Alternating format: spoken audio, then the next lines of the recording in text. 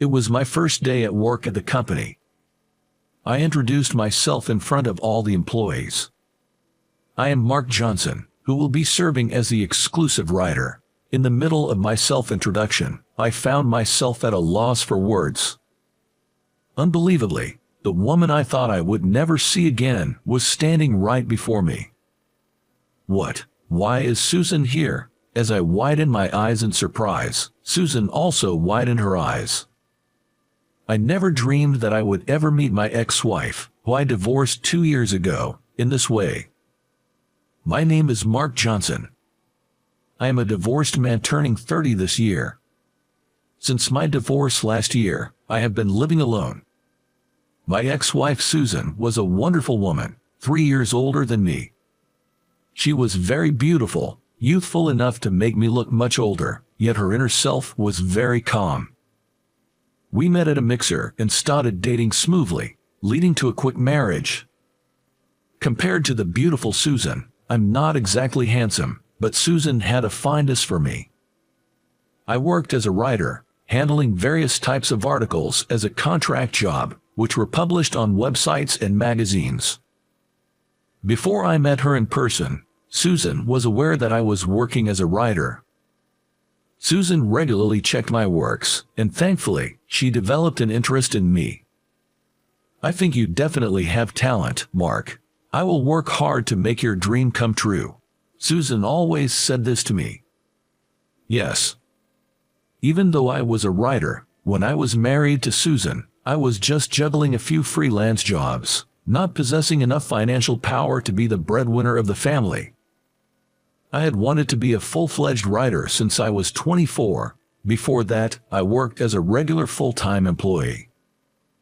Before I got married to Susan, I was barely getting by, living off my savings, but after we got married, Susan worked hard as a full-time employee and supported our household. Susan is a smart and excellent woman, with outstanding knowledge in IT, and she was doing a great job at her company. I was taking advantage of Susan's actions, and while I was doing my writing work at home, I also did all the housework. I thought I would do the housework perfectly since I couldn't get results at work. I'm home. Today's dinner looks delicious. Thank you, Mark. No, it's only natural for me to do this because you're working hard outside, Susan. I'm really grateful to you. I said that and shared a dinner table with Susan. The time I spent with Susan was really fun, and every moment was sparkling. The day will definitely come when your talent, Mark, will be recognized. I'm really cheering for you, Susan. I was moved by Susan's words. When you're a writer working at home, there were many times when you honestly felt like giving up. This job requires you to be perfect in solitude, and no one is by your side to tell you the correct answer. Back then, I was unable to get enough work and was losing confidence. But because Susan was there, I managed to keep myself from breaking down. Susan, thank you. I can be positive because you are here. I'll keep working hard as a writer. I will always support you, Mark. We continued our married life in this way, always respecting each other. I really loved Susan, and I wanted to be with her forever. But my feelings were overturned by a certain incident. One day, while I was out shopping for dinner, I bumped into an old acquaintance. His name was Peter, a man at my age who had also attended the mixer where I first met Susan. Mark, is that you, shopping on a weekday? Are you off today? Peter, in his crisp suit, asked me. He must have been returning from making sales calls. Peter, a handsome elite who worked in sales at a large corporation, was a highly competent man. At that time, I was out shopping in a plain tracksuit, and feeling a bit embarrassed, I answered, "Haha, I guess you could say every day is like a day off for me." So, does that mean Susan is the one working? Yeah, I'm not making much at the moment, so that's how it is. How pathetic. I didn't immediately understand what Peter meant. He let out a heavy sigh, looked at me with a disappointed face, and continued. I fell in love with Susan at that mixer. She was someone I admired, but Susan didn't even glance at me. She chose you. If you had something attractive about yourself, I could have accepted it, but now, I'm disappointed. I was shocked by Peter's words. I had never imagined that he had feelings for Susan. Moreover, I never thought that such a mild-mannered and gentlemanly guy would berate me like this. Despite being deeply shaken, I managed to muster a forced smile and responded, although I might not have smiled properly due to my inner turmoil. Yeah, Susan is really a wife too good for me. If you understand that, why don't you step back? Peter gave me a cold look. It was a look of contempt from a fellow man. Susan is really pitiful. I bet she'd get sympathy from her colleagues because her husband is like you. Susan is such a beautiful and wonderful woman. I still believe I could have made her happier than you, Mark. If you wish for her happiness, I recommend that you realize your place, even now. With that, Peter briskly walked away, leaving me standing there, feeling as though I had been struck on the head with a blunt object. I don't remember how I got home. But even after getting home, Peter's words kept flashing back in my mind, filling me with an unbearable feeling. It forced me to confront the inadequacy and inferiority I had vaguely felt as a husband.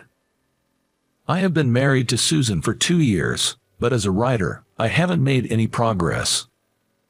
My days are still filled with small jobs, and despite submitting my work to various companies hoping for a formal contract, but I'm getting no responses. I keep saying, I'll get results one day, but in reality, nothing changes. It's one thing to chase after a dream that might not come true by myself, but is it right to drag Susan along? Susan herself supports me and trusts me. But can I take responsibility if I fail to meet her expectations? Before I knew it, I was filled with self-pity, and tears welled up in my eyes. I'm home. Wait, Mark, what's going on? Susan, surprised by my unusual mood, rushed to my side. Susan is always so kind to me, and does so much for me. Despite this, I can't do anything for her. In that moment, I painfully realized this truth. Susan, let's get a divorce. The moment I said that, Susan looked at me with a startled expression. Oh, Mark, what happened? I'm no good. I can't make Susan happy. Susan seemed like she wanted to say something, but instead she just nodded gently and said, I understand. Maybe she could tell from the tears I shed. And so, in our 2nd year of marriage, we put a period to our life together. It was a divorce we both agreed to, so the proceedings went smoothly. Even at our last goodbye, Susan smiled and cheered me on. She looked so refreshed, and I knew then that this separation was the right thing. Susan is a serious person, and she must have felt obliged to support me, but at the same time, she must have felt burdened. Mark, promise me this at least. I'll be waiting for you to succeed as a writer. Even at this parting, Susan was kind. Feeling her considerateness, I let out a small stream of tears as I said goodbye. Yeah, I'll keep on writing. After parting with Susan, I dedicated myself more to writing than ever before. Before, when Susan was around, we would go out as a couple, but now I am truly alone. Thankfully, I have plenty of time. I wrote and wrote as if I were possessed. Sometimes when I felt like giving up, I would think alternately of Peter and Susan.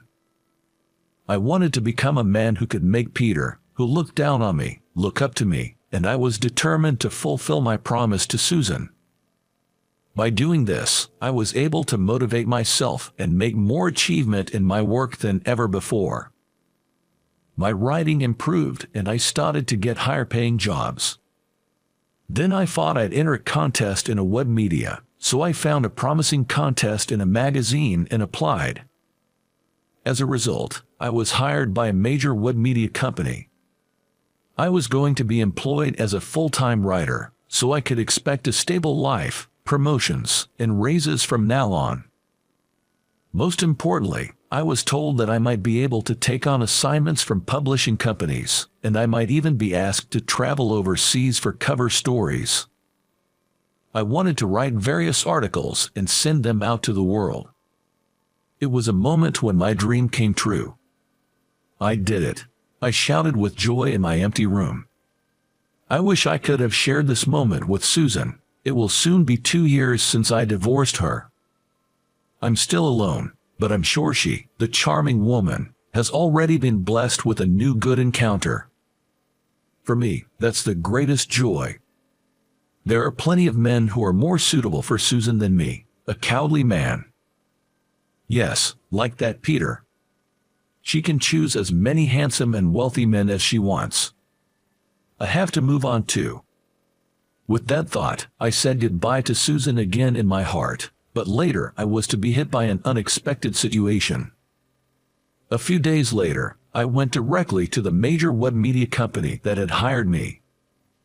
Normally, since I'm a writer, I can work remotely, but from now on, I need to have meetings with the editor in charge at the office. So, first of all, I had to greet all the employees. And after the greeting and the tour of the company, a welcome party for me was held. I was truly grateful for such a warm welcome. After a long while, I put on a suit and, nervously, I set foot into the company. I'm nervous. The company exuded a modern feel, its marble floors sparkling and shining. I was immediately overwhelmed by the stylish and contemporary office. "All right, Mr. Johnson, this way." Led by the young president in his 40s, I stepped into the PC room where everyone was waiting. I am Mark Johnson, who has been appointed as an exclusive writer for this company. In the midst of introducing myself, I was left speechless. Unbelievably, the woman I thought I would never see again was standing in front of me. "What? Why is Susan here?" As I expressed my surprise and widened my eyes, Susan was also taken aback. I never dreamed of meeting my ex-wife, whom I had divorced 2 years ago, in such a circumstance. But I couldn't stand there silently any longer in front of everyone. Though I still have much to learn, I look forward to working with all of you. I finished my faltering greeting and bowed deeply. Even while everyone was giving a warm applause, my mind was filled with thoughts of Susan. Why was she working at this company? The president later gave a detailed explanation about the company's facilities and system, but I regretfully was somewhat preoccupied. The encounter earlier was too shocking. In the evening, a welcome party for me was held, and we went to a restaurant with 30 company members. During the party, I asked the president about Susan. The president, who was in a good mood from drinking, talked eloquently about Susan. Yes, we had hunted Susan because she was so competent and made her an executive of our company. Becoming an executive all of a sudden, that's impressive. Susan was working in web marketing at her previous company, and attracting customers on the web is her forte. Also, she had excellent grades in the Department of Humanities at a national university, so of course she has excellent writing skills and talent as an editor. In fact, she's really standing out in our company. I'm really glad we hired her. Just as the president said, Susan had excellent grades at the Department of Humanities at a national university. She had told me herself that when she was job hunting, she struggled to decide whether to work at a publishing company or an IT company. But in this company, she can showcase both of her skills, which is perfect for her. As I was thinking this, Susan came over to me. I was relieved because I was worried she might avoid me. "Mark, it's been a long time." I was surprised. I never expected to meet you again like this. "Me neither." Seeing Susan up close after a long time, I was unexpectedly nervous. Even after 2 years apart, she was still as charming as ever. To be able to talk so naturally again. I never even dreamed of this. But really, congratulations. Our web media gets a lot of various work frequently, I'm very honored to be able to work with you, Mark. I look forward to working with you in the future. Same here, I look forward to it. And so we began our relationship as a good business partner. The company's culture suited me, and I was able to concentrate on writing in a comfortable and enjoyable environment. I visited the office regularly for work meetings and actively communicated with Susan. She was such a competent woman and gave me precise instructions. Mark, last month's article was a hit in terms of traffic. There was a lot of feedback from people wanting to read more, so I'm thinking of turning it into a series. That's great news. Is there anything I should pay attention to? In this way, we meticulously discussed our work. Every time we compared our ideas, the results visibly improved, and being evaluated directly like this also motivated me. Honestly, I never dreamed that a day would come when I could interact with Susan in this way. I used to respect Susan, but I was always riddled with complexes. Even though Susan was cheering me on, I continued to feel pathetic in my constant anxiety and feelings of inferiority. But now it's different. I have confidence in myself now, and I no longer feel inferior as I used to. Susan herself must feel this change in the air, and I can say with certainty that our relationship feels better than before. Although we have been apart for 2 years, it seems that what we cultivated during that time was not in vain. I think I still love Susan. Half a year since I met with Susan again. I could feel my affection for Susan growing day by day. But I was the one who brought up the divorce, and there's no way Susan feels the same about me. Even from the perspective of her ex-husband, Susan is now sparkled.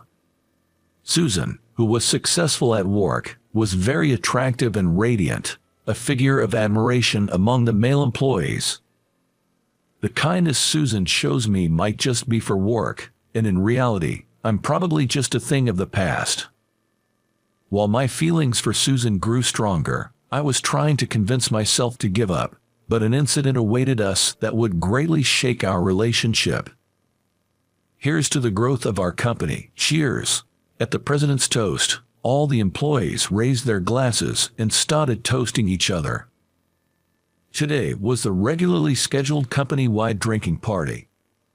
Coincidentally, Susan was sitting next to me today, which made my heart beat fast. Unlike her serious suit style at work, Susan was cute in a dress today and had heavier makeup.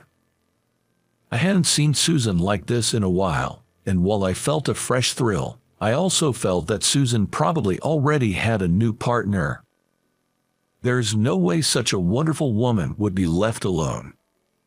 I felt a little sting in my heart and fought to drown my feelings in alcohol, drinking at a high pace. But surprisingly, Susan next to me was drinking at an even higher pace. Was Susan always such a heavy drinker? Another whiskey and soda, please. Are you sure you're okay? Your face is all red. I'm fine. I'm not drunk. Susan said so, but she was clearly drunk. The drinking party started at 6 p.m., and by the second hour, Susan was completely drunk. After that, the other employees got excited about going to the second party, and Susan was saying, "Me too," and tried to follow them. But there was no way she could walk the streets safely in heels with being so drunk. Seeing her like this, I decided to take her home. Fortunately, the other members were too excited about the second party to tease us. I planned to go home as soon as I sent Susan safely to her house. But suddenly Susan started feeling unwell and turned pale, shivering. It appears that the drawbacks of drinking alcohol at a high pace have now caught up to her. From this bar to Susan's house it takes about an hour, but if we head to my apartment, it's only about a 15-minute ride. I immediately hailed a cab and headed straight to my apartment. It's unusual for Susan to end up like this. Thinking this, I was taking care of her in the cab. Susan, who's usually calm and composed, was completely drunk and out of her senses. Upon arriving at my apartment, I put Susan to bed. Susan was already fast asleep, and I kept watch over her the entire time. I never thought I'd see the day Susan would come back here. Naturally, all the days I spent with her began to resurface one after another in my mind. While cherishing those memories, I also felt a sort of melancholy. When she wakes up, she'll be leaving here promptly. We were supposed to be over, yet that fact felt unbearably sad to me. As I was indulging in these indescribable feelings, she quietly woke up. Looking at the clock, nearly 3 hours had passed since Susan came to my place. She had been lying quietly for a while, and it seemed like the alcohol had somewhat worn off. Susan was looking around the room wide-eyed. Why am I here? I brought you here because you were drunk and intoxicated, Susan. I wanted to take you home, but you didn't seem well. I'm sorry, that was irresponsible of me. No, it's all right, but you should avoid drinking like that. It's especially dangerous for a woman. Here, have some water. Just as I was about to hand Susan a bottle of water, she clung to me. I was momentarily frozen, unable to comprehend what was happening. At that moment, Susan was quietly shedding big, round tears. When you were sitting next to me, I was so nervous. I drank that much to hide my nervousness. But you're really kind. Susan. Hearing Susan's words, I was stunned. I didn't expect Susan to be conscious of me in that way. I like you, Mark. I realized that after rereading your articles, the one on nursing I read before I met you at the mixer. Listening to Susan's story reminded me of her father, who passed away after we'd got married. Susan's father was diagnosed with Alzheimer's disease at a young age. Until he was admitted to a nursing home, Susan and her mill had been taking care of him at home. From my early 20s until I was 30, I was caught between work and caregiving. Honestly, I was exhausted. I despaired at my seemingly endless life, and I even began to resent my father. I hated myself for feeling that way about my father, whom I loved so much. Back then, Susan had apparently been weeping day in and day out. I couldn't possibly blame her when I heard that story back then. It's not easy for a young woman to give up romance and private life to focus on caregiving. Susan started reminiscing about those times. When I was feeling down about my father, I came across your writing, Mark, and it saved me. Not just the nursing articles, but your other articles were also truly wonderful. That's why I was really happy to meet you at the mixer. Saying that, Susan looked up at me with tear-filled eyes. The intensity of her expression echoed deeply within my heart. I was despairing of life, but just by glancing over the words that you, Mark, put together, I felt my will to live bubbling back up. There are such wonderful things in this world. Even when I was swamped with caregiving and couldn't go out, if I opened my laptop, I could encounter the world you had painted. You can't imagine how much that saved me. I was deeply touched to hear that Susan had been so moved by my articles. Thank you, but I feel like I've only caused trouble for you. No, that's not true. My happiness lies in seeing your dreams come true, Mark. There are definitely people out there who will be saved by your writing, just like me. I parted ways with you with a smile that day, but in reality, I was crying inside. If my presence added to your pressure, I'm really sorry. That's not true, because you were there, Susan. I could keep writing. Saying that, I held Susan tightly. We may have misunderstood and passed each other by, but we can start over from here. As we spent the night together, we felt more connected than ever before. This was the first time either of us had experienced such unity of feelings. Thus, we reaffirmed our love for each other and decided to restart our relationship.